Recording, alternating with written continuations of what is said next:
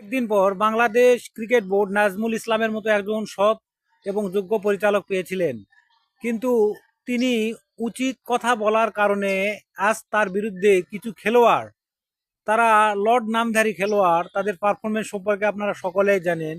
তারা আজ বিরোধিতা করছেন এই নাজমুল ইসলামকে ক্রিকেট বোর্ড থেকে সরিয়ে দেওয়ার জন্য, এবং এর পিছনে অনেকেই কলকাঠি নাড়ছেন। আপনারা জানেন বর্তমান ক্রিকেট বোর্ডেও স্বৈরশাসক আমলের সময়ের কিছু পরিচালক রয়েছেন, তারা এসব খেলোয়াড়দের সমর্থন দিচ্ছে। কারণ কি, নাজমুল ইসলাম এবং শিল্পী আসিফ, তারা কিন্তু যোগ্য পরিচালক, তারা থাকার কারণে কিছু অযোগ্য পরিচালক যারা বিগত 15 বছর ধরে থেকেছে এবং দুর্নীতির অনেক অর্থ লোপাট করেছে এই ক্রিকেট বোর্ড থেকে, তারা সুবিধা করতে পারছে না।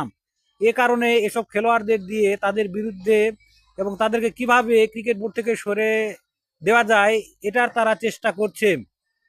তো আমি যেটা দেখলাম যে ফেসবুকে প্রায় সবাই যারা ক্রিকেটের খবর রাখেন, ক্রিকেট খেলা দেখেন, তারা সবাই কিন্তু নাজমুল ইসলামকে সাপোর্ট করছেন এবং তারই পক্ষে সবাই নিচ্ছেন, সাধারণ দর্শক যারা রয়েছেন।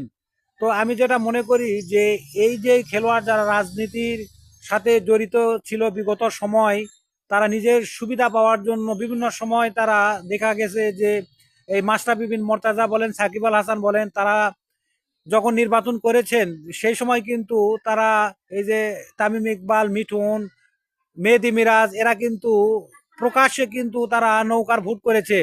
এবং এখন আবার দেখা যাচ্ছে তারা নতুনভাবে ফায়দা লুটতে পারতেছে না, এ কারণে তারা নতুনভাবে আবার চেষ্টা করতেছে কিভাবে এই ক্রিকেট বোর্ডের যোগ্য পরিচালক রয়েছে নাজমুল ইসলামকে ক্রিকেট বোর্ড থেকে সরিয়ে দেওয়া যায়।